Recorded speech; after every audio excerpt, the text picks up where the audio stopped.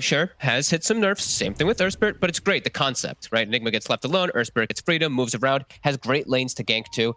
Great versus Pugna, great versus actually every single one of these heroes. It does feel like the Slark, the Pugna, and the Timbersaw, those three in particular, do get punished pretty hard by these silences and all this magic damage that just hits the floor specifically. And yeah, I love Ghost Frog's drafts. Honestly, it ticks all the boxes for me. And what it's Into the Breach. Sorry, I almost said Creep Wave. I'm going to say that probably 10 times because they have Creep in front of their name. Yeah, Creep Wave is Into the Breach, viewers, if you're tuning in or you just joined there.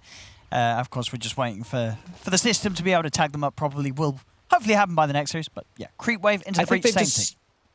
I think they've just put themselves in a much harder to play game. Like their heroes just, they're gonna have to do some like dancing inside of fights. They're gonna have to do some crazy stuff. Maybe just dominate the lane somehow, which I can't really see them dominating lanes versus Enigma and Jug Grimstroke.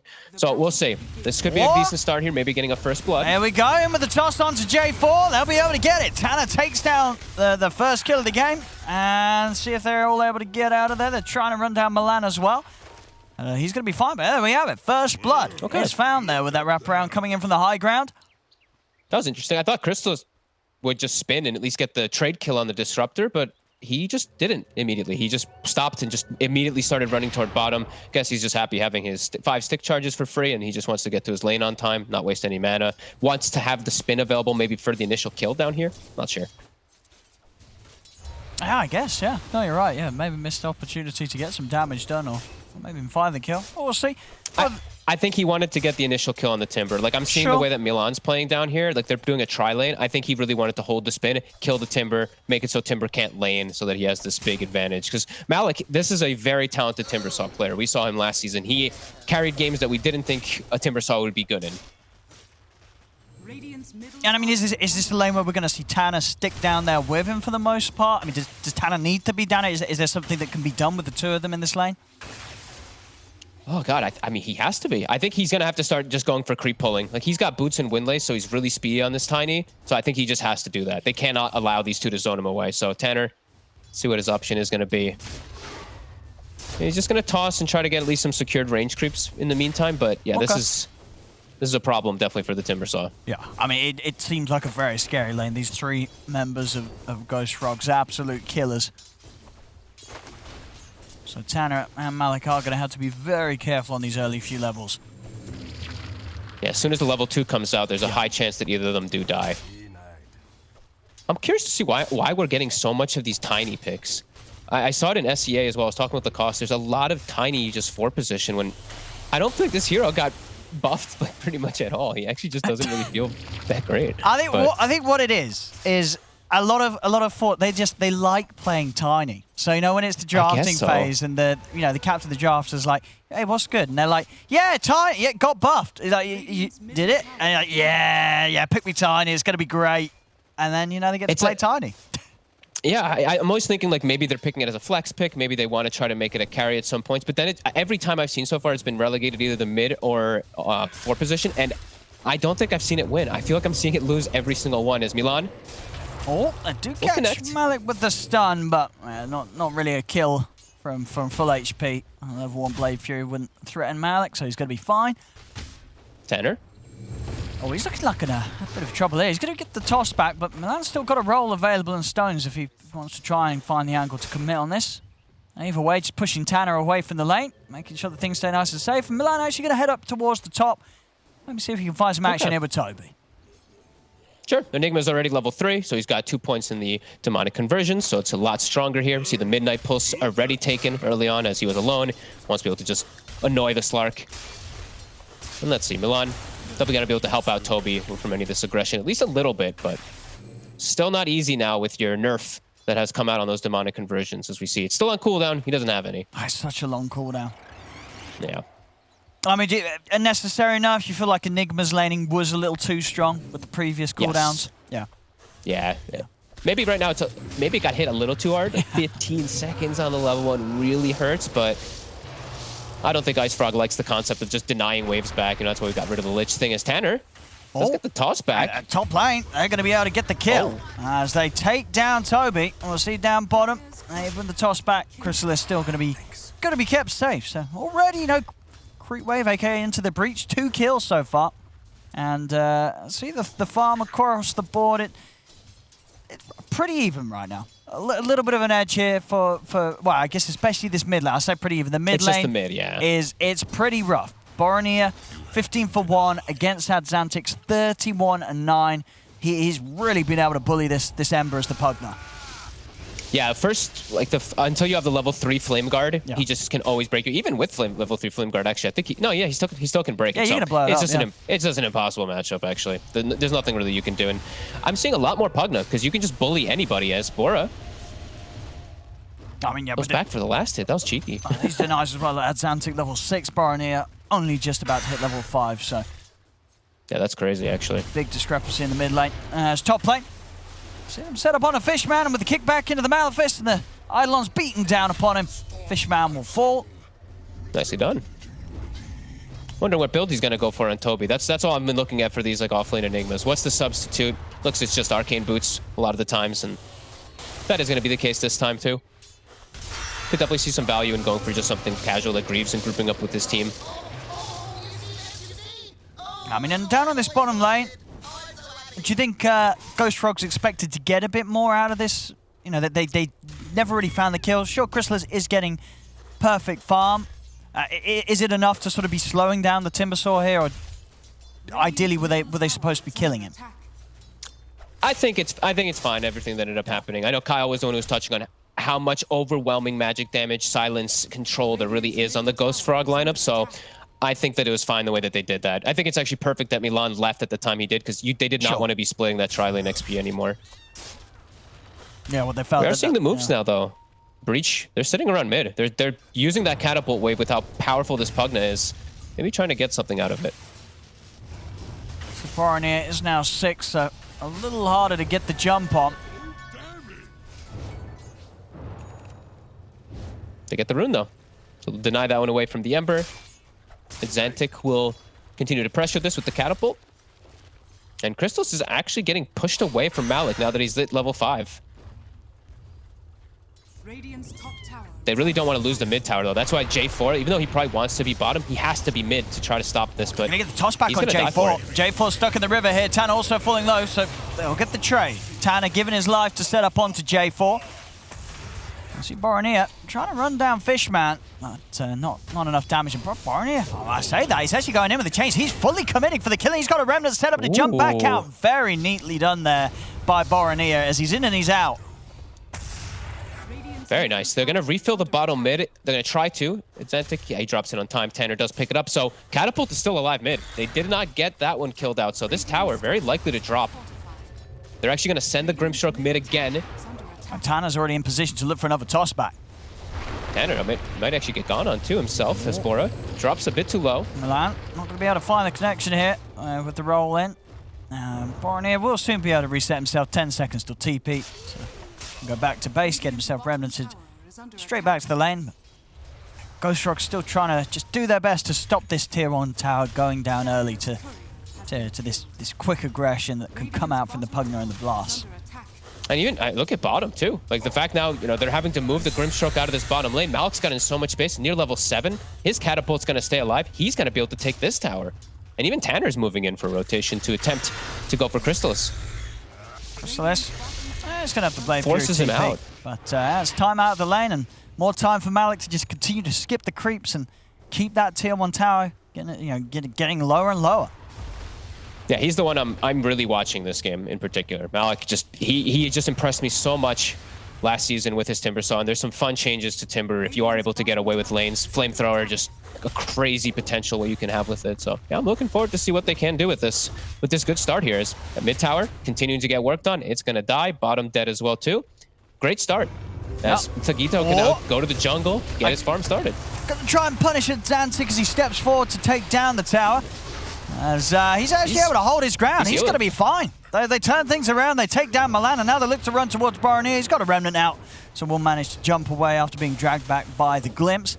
But the tower's gone. Into the breach, get the objective, and straight up to top Malik. He's going to look to try and stop Ghost Frogs themselves from getting any early tier 1 towers. Perfect rotations coming out so far from Into the Breach. Just this movement from the Timber, the two supports sitting around mid for the last 4 or 5 minutes or so, it feels like. And now they're just swinging toward top 2. Okay, we're going to have Toby holding his ground with the Black Hole. The Healing Ward down as well. Thagito getting low, but he's actually finally going to get taken down there. The Omni Slash will claim his life. Now Chrysalis has committed all his spells. Malik and Tanner, they've got the control. They toss him up. The Healing Ward's still keeping him alive, but he finally falls. Boronier jumps in. Has a nice 6 well stun onto the 4, then comes back in over towards Atlantic. Will bring down the Pugna. Looking towards Malik. Malik, Tanner, Fishman try to back off Boronier and Milan if they got any further chase. Tanner turns with another combo over on a Boronier. Malik gets back in. J4 cleans up the 2 of them there with a stroke of the fate. Beautiful. Nice battle being brought from both sides. Everyone bringing, 10 heroes to the top lane. And the trades do come out. And Toby, he does make it back in time, so they will be able to transition into a push. Let's see if Into the Breach decides to continue battling. They're going to send Pugna mid. Let's see if they do bring that Timber. He's still tanky, but as we said, lots of damage up here. Yeah, this is a big push. So they'll have to let this one go. As Ghost Frogs get the objective. Malik still TPing over. Yeah, actually still TPing. But nothing to defend now. As it is gone. And we'll see the build for Toby rushing the Blink this game. We'll look for those Black Hole opportunities. Still, there's a fair few ways. Disruptor's always going to be a bit of an issue if he's going to look for those jumps, as there will be the chance to quickly cancel the Black Hole. I'll take that. Gives him at least a secondary form of initiation. Like if Milan, and like they already have the, what's tertiary? Tertiary? Is that the third? Yeah, whatever. The third instance of them being able to... Tertiary, right? Tertiary. So 3 ways of initiating if they have that Blink Dagger. Yeah, so they will have the Ember, the Earth Spirit, and then a nice follow-up for the Enigma, because they're going to start focusing that Ember and Earth Spirit. So it could set up for some good Black Holes. Fishman keeps it cool. Yeah, drops the Static Storm. Tanner comes in with a combo. If they've got enough for Magical Burst, they don't. Adzantic not quite able to get close enough to commit with the Drain. But yeah, so quick moves there from Fishman. Will keep him alive. Into the Breach doing a lot better than I think people had expected from the way that the draft had sounded like. Like, they're top 3 net worth right now, applying pressure. Slark has no pressure on him whatsoever throughout this game, and they're the ones kind of dictating what's going on right now with this Timbersaw, with this Pugna. They have to keep it up, though. Keep applying pressure on these towers. Don't let yourself get split up. I want them to stay together, too, because as we know, Ghost Frog, they have great fighters. Ember, Grimstroke, Earth Spirit, these heroes, they want to try to look for these frequent battles, but if Creep Wave's just together, they're just stronger because of their overall actual team fight at the moment. They do have that advantage. Down bottom, Thagito is casually running Boronier out of the lane. But, of course, no chance of catching him. In fact, well, okay, they were prepared. Oh, they were set up by his Remnant. Oh, he gets a nasty surprise there as he Remnants back to what he was planning on being safety. It wasn't. As, they were ready for him. If they just keep putting attention onto Boranya too, it's going to be problematic for Ghost Frogs. They're going for the Battle Fury on the Jug. They have an Enigma. So who are they going to play around then if the Ember starts getting shut down too much? They have to start really babysitting Boranya to have this good game and just making these aggressive plays with him. Top. Taking the runs to Thagito. They're going to drop the Black Hole as well. Have they got enough damage to take him down? He was quick with the Shadow Dance, but it doesn't matter. Have the AoE damage and the way to bring him down as it comes to an end. They will lose J4 in return, and now Malik and Tanner, they're going to try and chase on, find something in trade, but Chrysalis does still have the Omni Slash good to go. They get a glimpse back onto Toby. They bring down the Enigma. Milan gets right in the center of it all, drops the Magnetize. Not enough damage on his own, though, to bring them down, as now he himself, he's got to try and escape, but Malik, he's staying on top of the Earth Spirit. Milan, another roll away. He will manage to get out of reach of the Timber Chain. As Milan, he's out and he's away. So they bring down the Slark. They'll lose a couple of heroes for it, though. And actually, maybe even more. The Static Storm's down. They've got the Avalanche follow, but they've got enough to lock him down. Another Remnant off. Boronier continue to try and jump back to safety. The Thunderstrike bringing him low. Malik chaining in. A little low on the mana, though. Nothing to throw out himself. Jump over to the side. They're ready. He only had one more Remnant to go to, and that Remnant happened to be back right underneath the noses of Into the Breach. Now, as Boronier gets caught again. Uh-oh. Problematic stuff for Ghost Frogs at the moment now. Malik is at unkillable levels. Chip Vest with his hood. He's even got close to his Yule Scepter too. They do not have, even if they throw every spell on him right now, they can't kill him. If he gets that hood active up, he's not going to die. This is a big concern. They do get the Slark at the very least. but they had to throw so much to just kill Thagito. Yeah, for sure. Using, the big ultimate, using the black ult, and then just not being able to successfully get out of there. And even with killing him, still up there, the top 2 spots, Thagito, the Slark's farm has just not been slowed down enough. And he has some fun ways to be able to control the backlines in this game, right? Like even versus Ember Spirit, you can get tripped up a lot. You get hit by a pounce. It's annoying. Air Spirit, same thing with Grimstroke. Slark has good access into backlines if he does go for Ags, and he is. As Milan gets pushed away, and Malik just continuing to be a boss with his 2 supports by him. That's what I'm loving to see right now from into the breach. It's always the Tiny and the Disruptor with that Timbersaw. And no doubt about it. Boranya's actually, he's queued BKB. He's going BKB first on Ember now because of all this. That feels bad. That's never the plan. When you don't want to have to do this, but obviously with the way things are going, you can feel why he feels that he has to, but you never want to be forced into this position. You know it's a rough game when you're having to queue that up as your first item. Yeah, I mean, they're gonna lose a lot of map control here. And when you're playing versus Slark too, like they're gonna just be able, they're gonna farm super fast on the side of Into the Breach too, and now your Ember's gonna farm slower. Sure, your Jug's got the Battle Fury soon, but oof. I mean, that's the thing, right? That's the way you can kind of get away with recovering as a team, even though your mid's been forced into this very defensive item very early on, is that they do at least have a carry that he's going to be hitting the creeps. He's got the Battle Fury build up. He's going to be able to scale. Barania, if he could just build for this period of the game, make sure that he doesn't die, can get in the face of them and sort of make space enough for the Juggernaut, then it can work. But it definitely doesn't feel great. No, and they're going to need a lot of time for that Jug too. Like Thagito, he's going the Ags, so they're going to look, as soon as he has Ags on Slark, this Dire lineup is going to play hyper aggressive, as if they haven't been already. They're going to be even more aggressive than that. So Ghost Frogs, it's going to be difficult for them to find the space. It's going to feel in the next few moments. So what setup they can get here. Fishman waiting for the trees. Static Storm good to go. Can they get the opening? Crystallis committing onto the tower. He's going to use the Blade Fury here to stand his ground, get it. Milan actually rolling in aggressively. Gets the silence down onto the 2 of them. So they got the further control on a Fishman. He's trying to bring down this Disruptor, but by his side, Thagito keeps Fishman safe. Commits it onto Milan. Big remnant jump from Boranya as he moves over towards Fishman, brings down the Disruptor, but they've lost the Jug. Crystallis has gone down, and now Boranya, he's got to run. He's been decrepified. Thagito trying to stay on target, and Boranya, he's out of mana. He's got nothing else to help him get out of there as Boranya will fall. J4 is able to TP out from the side underneath the trees. Once more. They're diving in for Toby. As they've taken down 3, they're looking for a 4th, and they're going to be able to find it slowly but surely as the setup's there with the Decrepify into the drain. 4 dead on Ghost Frogs.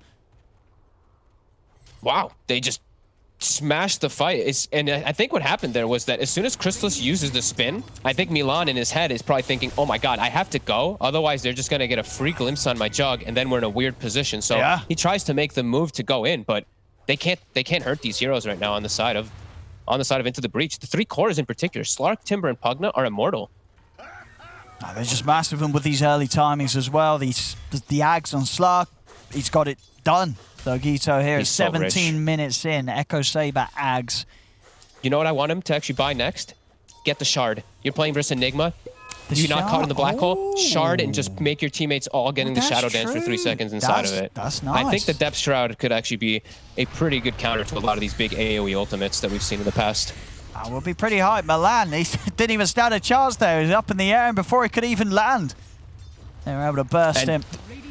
Map is shrinking. Look at even Boranya. Like this Ags now on this Slark. He's going to be able to hunt this Ember constantly. These bounces, they're coming for you. As they're going to be able to get the catch on him. Static Storm's down. He's trying to get out of the side. Oh, he's remnanting out, but the glimpse timing's perfect. Brings him straight back into the center of the Static Storm. As the tips are coming out, they know that Boranya, he's not having a fun game anymore. This is getting just quite out of hand here. Like the Jug, he doesn't have really good places to farm. Look where he is. He's in the enemy side trying to just find anything possible. His triangle is being farmed by his Enigma, and they're just getting ran at. They're not even able to make any type of aggressive moves from the way that Into the Breach is playing. They know he's up here. Crystallis, they see him for a second. He's going to be able to play it safe. So we'll see how greedy if he sticks around for another cut of the creep waves. And actually, they won't continue to sweep that deep from there. Assume that he's already out. So they'll turn their attention back over towards mid. So they can get the quick jump onto J4. They can. There's Tanner with the setup and the toss back. J4's gone. Yeah, you know what? I was giving some heat about the Fort Tiny. Honestly, Tanner is killing he's making it work. This game. Yeah, he really is. I'm still not a humongous fan of the hero at the moment still, but he's starting to change me a little bit, I think. Oh, and look at this. He's done some great stuff with the team. Got some quick timings here with 19-minute Octarine done on Adzantic. Oh my. And I like that he went for the little glimmer. I think this is a huge pickup actually versus this lineup he's playing against. It's like all magic. He actually can reset and play so well around this. And yeah, this is the second time we've seen the Octarine, right? We saw it from Thompson yesterday too. So very nice. And he's got Arcane Rune and a Fairy Trinket. Yeah, he's got all the lovely little things coming together here for a Pugner at this 19-minute. Look at this scan. They know a Crystallis is farming in some very bizarre places. They're trying to find him. Can they catch him? It's hard with the Blade Fury TP. He'll always have around their night vision. Oh, it's spooky. And they get it. Oh, he's out. He's good. He's away. Nothing to be done about Malik, can they actually get any type of catch here off of that Ghost Frogs? Can they benefit anything from pulling the whole team to the right side? Doesn't look like. Even though it's the Timber and the Pugna alone here, they still can't actually punish either of them. You see Malik, he's locking the hood with the pipe, so he's going for the double barrier play, which I like. I always like seeing these advanced little techniques to make you just a little bit tankier. Either the locked Aeon disc or the locked hood. Branya does have the BKB done now, so will be hard to kill. That's for sure. We see Milan. He's going to try and initiate here on the backlines. They're going to get a good opening straight away onto Adzantic. The static storm's down. Black hole popped by Toby. He'll be able to control Adzantic and Fishman. They take down the two of them. As Milan finds a perfect way to start off the action. Thugito, though, even with two teammates down, he's thinking about getting in here with Malik as Malik gets over towards Toby, but the healing ward is still out from Crystallis, keeping Ghost Frogs at full HP. A nice move there as Milan doing his best to try and break them apart. Top tower is under attack. Malik's still just too buff. They can't really go for him at all. Tanner, thinking about attempting to go back in because they still have the Slark alive in the backlines, but unable to reset. And there's the double BKB timing. It ends up doing decent damage. They push them away. They do get the big kill on the Pugna. Unable to get the Slark just yet, though. Thugito.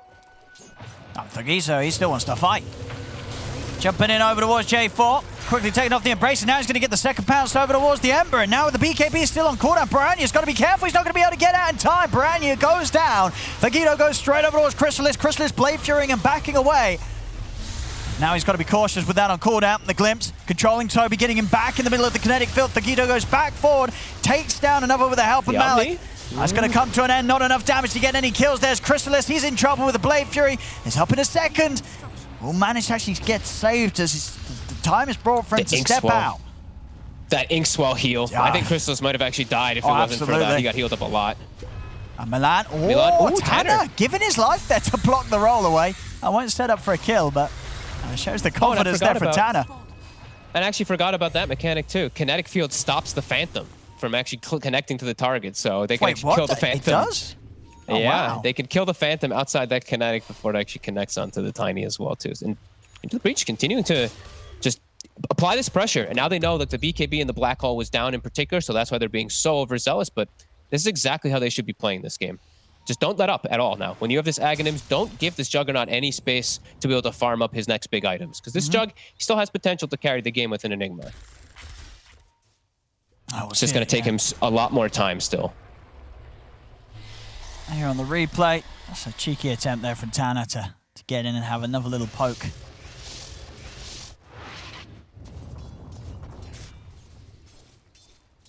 Can they push this lead up to the next stage? Right, looking at Thugito's Slark and Malik's Timber. They're pretty solid. He's got the Basher now too. That's looking real good right now. No, life's not easy for heroes like Branya's Ember Spirit. It's got to be... They've got to try and get as much as they can out of these early BKB usages with these longer durations. Once they start to get low, it's going to be very difficult to fight into the breach. And as we've seen... Toby's got Black Hole up. Yeah, they've got to... It feels like he needs more than just sort of a two. They've got to get a good play with the Black Hole and set themselves up for an objective afterwards. Because so far, they've not been able to do too much off the back of these team fights. Oh, there's two right there. And there we go. They get the jump. They get the catch on Thagito. And Thagito, he's gone. The biggest one.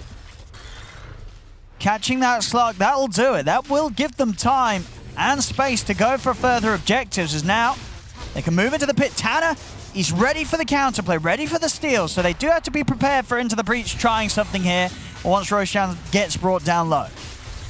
I think this is that's strictly going to be Toby's job. Just get the Midnight Pulse in the black hole on the Slark. Now, Malik getting chain stunned. Nice play. He's going to be able to keep himself alive in enough time for Fishman to respawn. They're going to have the four of them. Still, of course, without that Slug, without high level, he's dead for a full minute. So no Slug for this Roshan defense. They're trying, though. They're slowing it down little by little here. They don't do it too quick here, Ghost Frogs. They do it really pretty safe with the Healing Ward. The Healing Ward now comes to an end. Milan, he's actually going to be able to find the angle to get in onto Fishman. As they jump the Disrupt to make sure the Fishman doesn't get a chance to have a say in this fight. Slark's coming back, though. Brosh still alive. We'll see. Ranya's moving over towards Tanner. Tanner also going to fall. So quick moves here from Ghost Frogs whilst Thagito was out of it, but now Thagito's back. A second jump over towards Milan, committing in onto the Earth Spirit. Can they bring down Milan? They can. Milan gets taken down.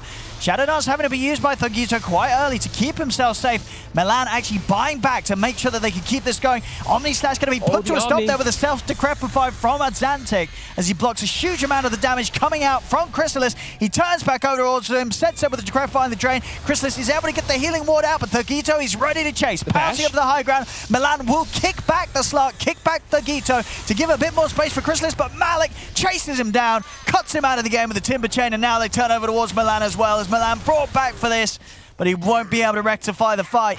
As Into the Breach push back Ghost Frogs will find the space for themselves to go back into the Roshan, and with no Milan Chrysalis for a minute 30 seconds, this Rosh should be theirs.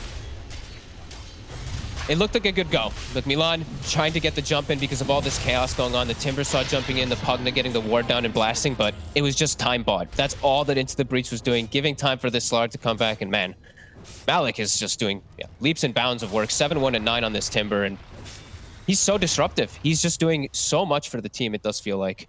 Same thing with Azantic, who's even just putting down the Nether Ward in the river there, just was messing with Ghost Frogs so much because it was just burning their entire mana pool that they know that the fight after the Rosh will be disastrous for them if they don't try to commit. So some really good stuff coming out from Into the Breach, and it's looking great. It's catching Ghost Frogs off guard completely. Yeah. And absolutely doing it in their own style with this lineup, with this draft. Yep. Now, something that we've seen already, so far in the series we've had here, in the upper and lower leagues, some of the teams trying things that, very much it's their sort of style, their sort of approach to the patch, and it's just fallen flat. But in this first showing here from Into the Breach, got a pretty solid understanding of what works by the looks of it, and what works for them specifically. And I think this is like the third game or so today of Grimstroke where Grim is just losing. Surprising, with as many buffs as it has. It is surprising. It got banned in the first couple series as well. The first understandable. two, a lot of the time. You would think, but no, not looking too hot here. J4, he's dead. They'll find him instant buyback. Oh, the toss. He lands on the toss. No. Oh no, he might still live though. As a good stun comes out, Toby's able to actually get in with the black hole on the back of them, catch Fishman and Malik. Now bring down Fishman. Let's see the jump over the Thagito as he moves back over towards Toby. Should be able to bring him down. No, actually Malefice giving him some time. Doesn't matter. The toss from Tanner gets Thagito in onto him. They take down the Enigma. They turn over towards Milan and Chrysalis as Milan will fall. Chrysalis trying to Blade Fury away, but he can't run from these four. And the Decrepify Avalanche is back out, 4 down on Ghost Frogs. They're going to call it. It's over. GG, well played as Into the Breach. I mean, what a game one from them. What a game one. They